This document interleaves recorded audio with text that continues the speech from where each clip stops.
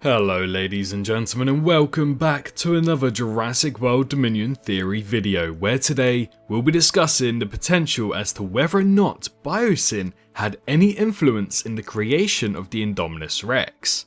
So if you're at all excited by the prospect of today's video, be sure to press that like button as today's target is 2,000 likes. Why not also subscribe to the channel if you haven't already done so you don't miss an upload and you can stay up to date on all of the latest news, theories and games from Jurassic. Jurassic World Dominion is well over 100 days old now and has reached $1 billion at the box office. But something rather intriguing that took us a long time to realise may have happened in my latest theory. So sit back, relax and enjoy the video. Hybrid dinosaurs have arguably been some of the most controversial inclusions in the Jurassic World trilogy. There's been a total of 4 living hybrid species throughout the Jurassic World era, and there were many more planned on the way with Dr. Wu, such as the Stegoceratops and the other 2 unnamed hybrids on his computer in the lab. So the world of Jurassic really could have gotten crazy if it wasn't for Dominion putting a stop to hybrid dinosaurs. But did it really? Taking a look at Jurassic World Dominion, there were absolutely no hybrid dinosaurs that made their way onto the big screen in this movie. Granted, some crazy people out there with a big following are claiming that Therizinosaurus and Giganotosaurus are hybrids. Looks like they've never played Ark before. But the reality is that they simply are not. They're actual living creatures which roamed this planet before. However, claiming that they can be linked to hybrid dinosaurs isn't exactly at all wrong, and I'll explain why in this video. Cast our minds back to the year of 2014, where the first trailer for Jurassic World just released, and the marketing began on this brand new movie. We saw some snippets and sneak peeks of the Indominus Rex. However, a lot of promotion was dubbing this hybrid dinosaur as the so-called D-Rex. Yeah, I bet that name was nostalgic for some of you listening to that. Ultimately, it ended up being called the Indominus Rex. This was the first ever hybrid we ever got to see on screen, and thus we didn't really know what to expect and what dinosaurs were used to splice such a thing together. During the movie, we're taught that the 2 genomes were Velociraptor and Tyrannosaurus Rex. However, what we weren't told is that these are the 2 main genomes that they primarily used. There were actually a lot more species used within its genetic makeup. Some dinosaurs that we haven't even seen before, such as Rugops, and some dinosaurs we've only ever seen in video games for this franchise, such as Majungasaurus, which you can only ever see in Jurassic World Evolution 1 and Evolution 2. However, there are some more interesting species spliced within its genome of this creature. The most notable one being the Giganotosaurus, where the strength and the size factor of the dinosaur was used for the Indominus Rex to grow to such sizes. Giganotosaurus was recorded as the 3rd most used gene substance in the Indominus Rex, behind the Tyrannosaurus in 1st and the Velociraptor in 2nd. So we can see where the Giganotosaurus was first introduced in this franchise, technically in Jurassic World and not in Jurassic World Dominion. Now, if we take a look at those hands of the Indominus Rex, they aren't 2-fingered like the Tyrannosaurus, and they are far too large to be taken from the Giganotosaurus. Well, ladies and gents, the Indominus Rex also had Therizinosaurus DNA fused within it, which allowed its claws to grow to such crazy lengths and be as durable as the Theris' claws. Therefore, just like the Giga, Therizinosaurus' debut was technically in Jurassic World as a DNA substance before its first on-screen appearance in Jurassic World Dominion. The Indominus Rex's DNA still has loads of dinosaur species used, such as Viavenator, and even genuses such as Deinosuchus in its DNA. But the main DNA used in this creature is as follows: Tyrannosaurus Rex, Velociraptor, Giganotosaurus, Carnotaurus, Therizinosaurus, Rugops, Majungasaurus, as well as some modern day species such as the cuttlefish, tree frog, and pit viper. Now, wasn't that pretty interesting to learn about? But hold on, there's more. It's evident that a few of the species that was used in its DNA are specific to BioSyn only creatures. BioSyn were the first ever company to create the Giganotosaurus and Therizinosaurus, and you can see them living in an ecosystem together within the BioSyn Valley in Jurassic World Dominion. So it's clear that they've had this DNA for a long while now, and it's expected that these dinosaurs were born in or around 2019, placing them at around 3 years old. So they must have taken a few years prior to try and find and gather this DNA before usage. What I may also remind you is that the Giganotosaurus and the Therizinosaurus are both paleontologically accurate for this movie universe.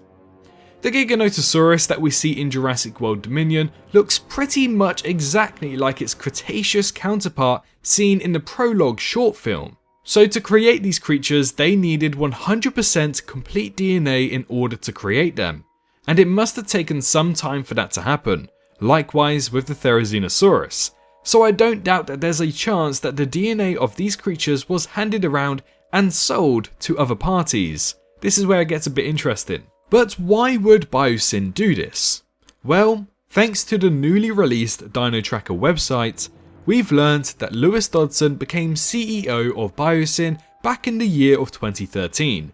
The Indominus Rex was born in 2012, 1 year prior. Now, as far as we know, Jeff Rossiter gave up being CEO in 2013 for Lewis Dodson to then take his place. Unfortunately, there's no confirmed reason to this, so this could have been via his death or potentially due to Dodson being more capable and Rossiter realising that. There's a chance that Lewis Dodson, in his grind and determination to become the CEO of BioSyn, might have been involved with the creation of the Indominus Rex originally. Rossiter might have realised the plan that Dodson put together was very good, and he felt like he needed to be at the reins of BioSyn in 2013, and so allowed Dodson his CEO position. We know that the Giganotosaurus was extremely aggressive to anything in its path, same goes for Therizinosaurus, so maybe their aggressive traits were known about and never actually mentioned in hopes that one day that the Indominus Rex would make Jurassic World crash and burn.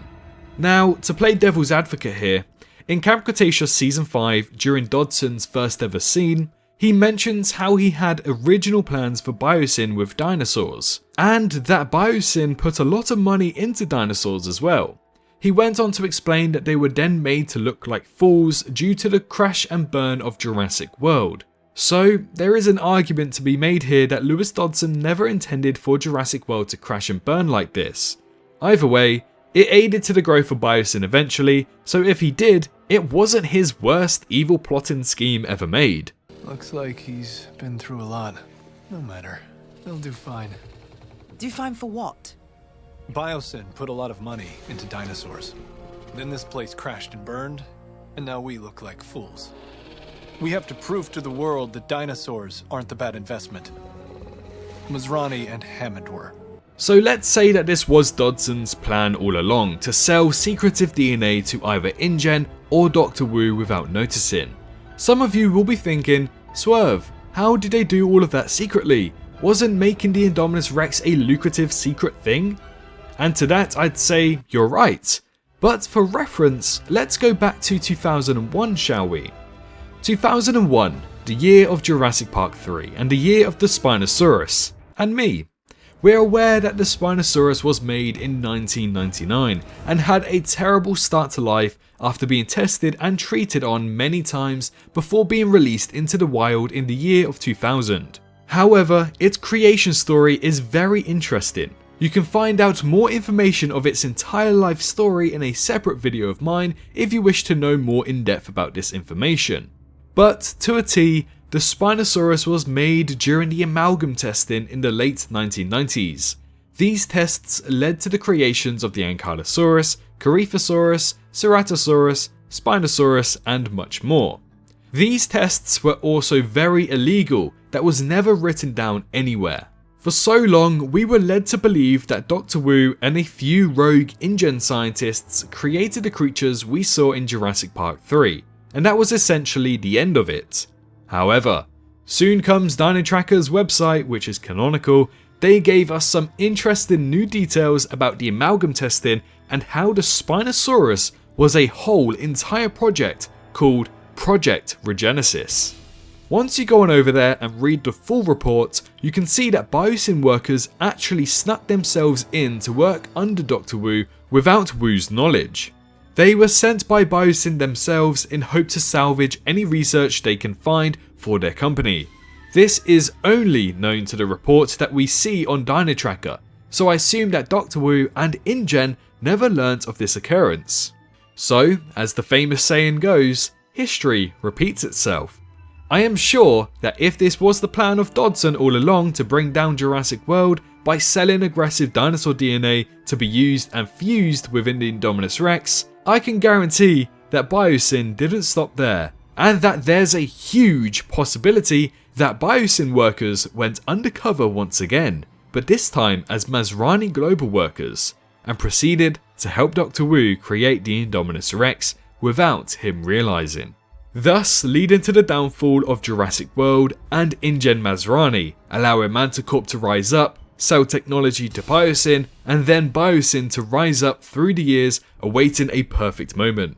It's been a hell of a ride for them, but thanks to that one decision made in either 2011 or 2012, BioSyn became the big budget company that we saw lead the world in practically anything pharmaceutical and dinosaur related in Jurassic World Dominion. I have to admit, it is crazy how one small decision decades ago meant the survival of this company in the Jurassic universe. And there you have it. My new theory on how BioSyn were responsible for the creation of the Indominus Rex. Down to a point, Lewis Dodson hatched a plan to sell Giga and Theri DNA, which were highly aggressive, to InGen to make the Indominus Rex.